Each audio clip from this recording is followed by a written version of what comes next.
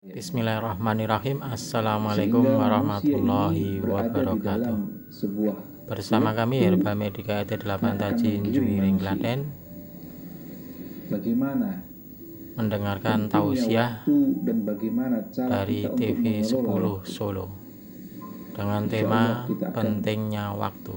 Membahas sedikit mengenai pentingnya mengelola Semoga waktu. ilmunya bermanfaat. Waktu adalah salah satu nikmat tertinggi yang diberikan Allah kepada manusia. Sudah sepatutnya manusia memanfaatkannya seefektif dan seefisien mungkin untuk menjalankan tugasnya sebagai makhluk Allah di muka bumi ini. Konsep waktu dalam pandangan Islam tak sekedar menyoal perihal rutinitas kehidupan sehari-hari. Islam menempatkan waktu sebagai perkara penting dan mendasar, sehingga jika tak dimanfaatkan dengan baik, maka kerugianlah yang akan diperoleh.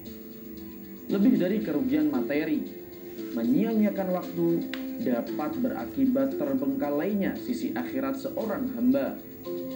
Karena pentingnya waktu ini, maka Allah Subhanahu wa Ta'ala telah bersumpah pada permulaan berbagai surat dalam Al-Quran yang diturunkan di Mekah dengan berbagai macam bagian dari waktu. Misalnya bersumpah demi waktu malam, demi waktu siang, demi waktu fajar, demi waktu duha, dan demi masa. Allah Subhanahu wa Ta'ala berfirman di dalam Al-Quran yang artinya, demi masa, sesungguhnya manusia itu benar-benar dalam kerugian, kecuali orang-orang yang beriman dan mengerjakan amal soleh, dan nasihat menasehati supaya mentaati kebenaran, dan nasihat menasehati supaya menetapi kesabaran. Quran Surat Al-Asr ayat 1-3. Alokasikanlah waktu untuk memperkokoh keimanan, karena iman merupakan fundamental kehidupan individu manusia, sekaligus pengikat seluruh amal-amalnya. Keimanan yang benar melahirkan amal yang benar dan menjadi mata air kebaikan dalam kehidupan. Sahabat Golbun Salim rahimahumullah, antara manusia dengan waktu, mana yang lebih dahulu terwujud atau diciptakan? Allah Subhanahu wa Ta'ala berfirman dalam surat Al-Insan ayat yang pertama, hal ata 'alal insani hinu minad dahri lam yakun syai'an madhkura. Apakah sudah datang kepada manusia suatu masa yang mana di situ manusia belum bisa dikatakan dengan sesuatu atau belum disebut apa-apa bagi diri manusia. Artinya di sini bahwa antara waktu dengan manusia, waktu terlebih dahulu diciptakan oleh Allah Subhanahu wa Ta'ala, terkemudian wujudlah manusia. Oleh karena itu kita berada di dalam sebuah waktu, kita berada di dalam sebuah ruangan dan waktu, sehingga Allah Subhanahu wa Ta'ala menganugerahkan kepada kita waktu menjadi usia manusia itu berjalan. Jasad manusia ini berubah dengan adanya waktu. Oleh karena itu, waktu adalah hal yang paling berharga bagi manusia, modal yang Allah berikan bagi manusia untuk menjalankan khalifah di dunia ini. Oleh karena itu banyak ayat-ayat Al-Quran yang Allah bersumpah dengan waktu. Wal asri, wal duha, wal layli. Demi waktu, dan demi waktu duha, dan demi waktu malam, dan lain sebagainya. Menunjukkan bahwa sumpah Allah ini adalah hal yang sangat agung yang harus diperhatikan bagi manusia, agar supaya kita tidak tergelincir dengan penyesalan kita, yang mana waktu tadi itu tidak bisa kita hentikan. Para filosof pun mengatakan waktu itu ibarat sebagai air sungai yang mengalir. Tidak ada satupun yang bisa menghentikan aliran sungai. Sungai yang kita lihat itu bukan sungai yang tadi. Ia sudah berjalan aliran tersebut. Begitu pula dengan waktu. Waktu 1 menit yang lalu adalah menjadi hal yang sudah lalu bagi kita, dan tidak bisa kita tarik kembali waktu itu. Usia kita pun akan digerus dengan waktu. Menit, detik, jam, tahun, abad, dan lain sebagainya. Waktu memiliki beberapa karakteristik atau ciri, yaitu pertama, waktu itu cepat berlalunya. Yang kedua, waktu yang telah berlalu tidak dapat kembali dan tidak dapat digantikan oleh waktu sebelumnya. Setiap hari berlalu dan setiap jam lewat atau setiap kesempatan akan pergi, dan itu tidak mungkin akan kembali lagi atau dapat digantikan. Oleh karena itulah Rasulullah Shallallahu Alaihi Wasallam selalu mengingatkan dan menasihati umatnya melalui sabdanya sebagai berikut. Dari Sayyidina Abdullah bin Abbas radhiyallahu anhu berkata, Rasulullah Shallallahu Alaihi Wasallam bersabda, pergunakanlah 5 keadaan sebelum datang 5 keadaan. Hidupmu sebelum matimu, mudamu sebelum tuamu, sehatmu sebelum sakitmu, kayamu sebelum miskinmu, dan sempatmu sebelum sempitmu. Hadis riwayat Imam Al-Baihaqi. Apakah itu 5 perkara sebelum datang 5 perkara? Yang pertama yaitu masa muda sebelum datangnya masa tua. Gunakanlah waktu mampumu untuk taat kepada Allah Subhanahu wa Ta'ala sebelum datang kepayahan atau masa tua, sehingga menyesal karena telah melalaikan perintah Allah. Yang kedua, masa sehat sebelum masa sakit.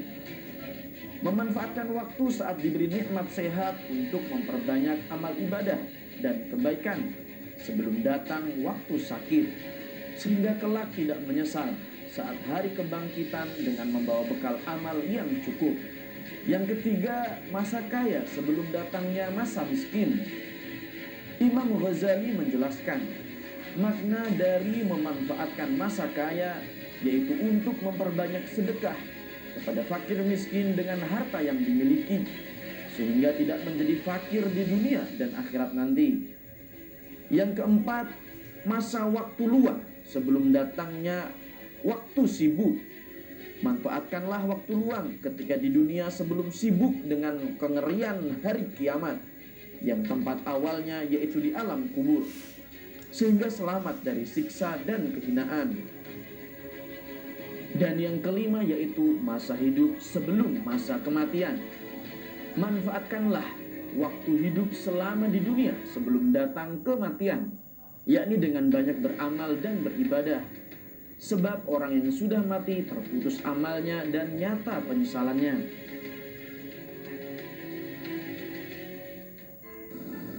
Oleh karena itu Rasulullah Sallallahu Alaihi Wasallam mengajarkan kepada kita untuk memperhatikan 5 perkara. Di antaranya adalah jagalah hal 5 perkara ini agar supaya kita menjadi manusia yang sukses. Di antaranya adalah jagalah waktu mudamu sebelum waktu tuamu. Artinya ada sebuah perjalanan dalam hidup ini. Ketika kita muda, ketika kita masih kuat menjalankan aktivitas, maka pergunakanlah sebaik mungkin waktu itu dengan hal-hal yang positif, terutama dengan hal-hal yang bisa mendekatkan diri kita kepada Allah, dengan kita memperbanyak ibadah kepada Allah Subhanahu wa Ta'ala. Pergunakanlah waktu muda kita yang kuat tersebut dengan pikiran-pikiran yang bagus, berhusnudzan kepada Allah dan kepada hamba-hamba Allah yang lainnya, agar supaya di waktu tuanya kita akan mendapatkan hasil yang terbaik. Kita akan disegani oleh manusia, kita akan dicari oleh masyarakat. Karena apa? Ketika waktunya kita sangat berguna bagi mereka, maka ketika kita meninggal dunia pun, kita pun akan merasa kehilangan masyarakat. Yang kedua adalah masa sehatmu sebelum datangnya masa sakitmu. Ketika kita mendapatkan satu kesehatan, anugerah yang besar yang Allah berikan, maka jadikanlah waktu kesempatan kesehatan itu kita pergunakan dengan amal-amal ibadah. Amal ibadah bukan hanya kita berada di dalam masjid, tapi amal ibadah maknanya adalah luas. Ketika kita berada di jalan, kita pergunakan dengan kita tidak menyakiti orang dengan lisan kita atau tangan kita. Atau di pasar, kita pergunakan waktu amal ibadahnya adalah dengan berdagang yang jujur. Atau di dalam dimanapun kita bisa mempergunakan amal ibadah, amal soleh. Kemudian hal yang perlu kita perhatikan, pesan Nabi SAW adalah ketika masa luang kita sebelum masa sempit kita. Masa luang adalah masa yang paling banyak disia-siakan oleh manusia. Dia merasa banyak waktu luang yang dia gunakan, tapi dia tidak bisa mempergunakan waktu yang luang itu dengan hal-hal yang positif, sehingga masa yang disibukkan oleh dirinya sudah berjalan di hadapannya dan dia akan meninggalkan daripada hal-hal yang bisa dia lakukan dengan positif. Masa luang adalah masa hidup di dunia ini sebetulnya. Adapun masa yang menyibukkan adalah masa ketika kita berada di akhirat. Karena di situ kita tidak bisa beramal. Karena di akhirat adalah tempat darul jaza, tempat kita untuk dibalas segala amal yang sudah kita lakukan. Maka pergunakanlah masa luang kita semasa kita masih hidup di dunia ini dengan ibadah kepada Allah. Perbanyaklah kita sujud kepada Allah, berbuat baiklah kepada masyarakat manusia, hindari cemoohan lisan kita, hindari menyakiti dengan tangan kita.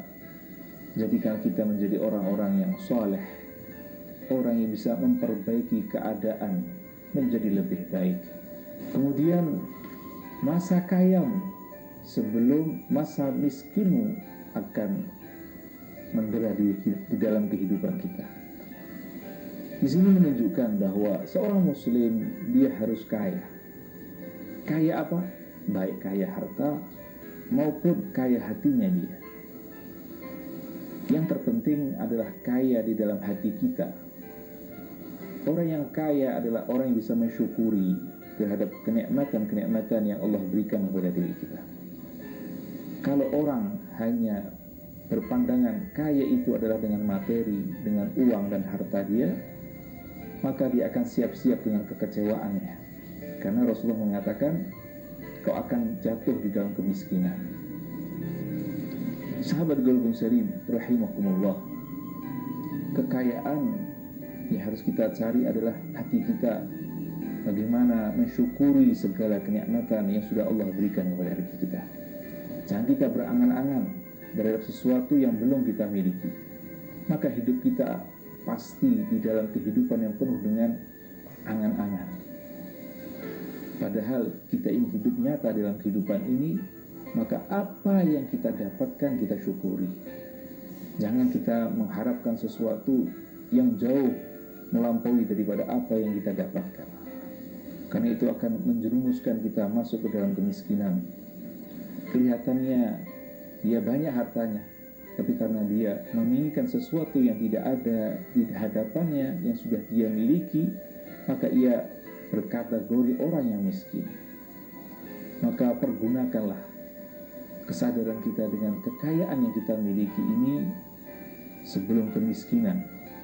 Kemiskinan bisa diartikan adalah seseorang yang dijemput dengan kematian. Karena tidak ada satupun manusia yang meninggal membawa harta bendanya. Yang dia bawa adalah amalnya dia. Kain kafan yang menyelimuti tubuhnya dia, dan itu pun akan ditimbun dengan tanah. Sahabat Golbun Salim rahimakumullah, yang terakhir adalah hidupmu sebelum kematian menjemput dirimu. Kehidupan di zaman masa-masa sekarang ini, masa pandemi, penyakit di mana-mana, manusia dicemaskan dengan kematian.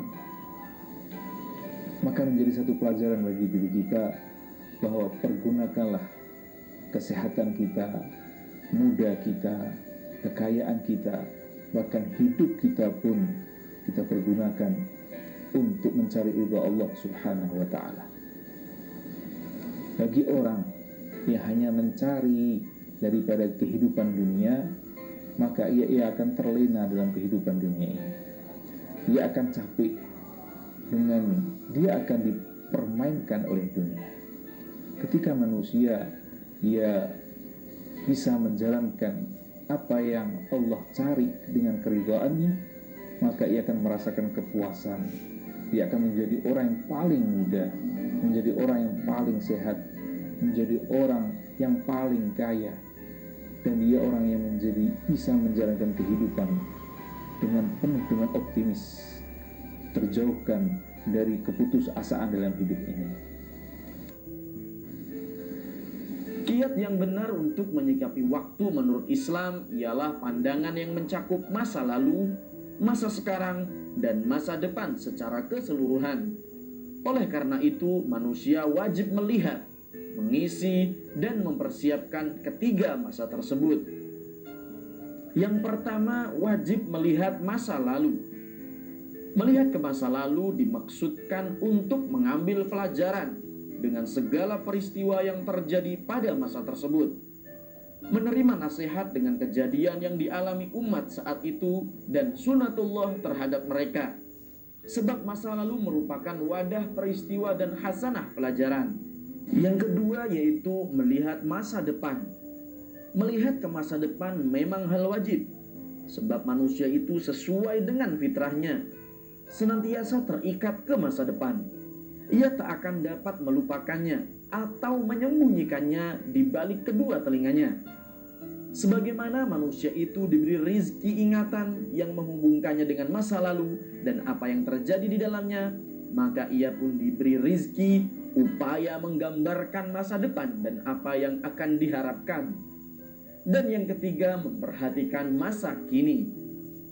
Seorang mukmin berkewajiban melihat ke masa lalu untuk mengambil pelajaran, mengambil manfaat, dan mawas diri. Di samping itu juga perlu melihat masa depan untuk mempersiapkan perbekalan.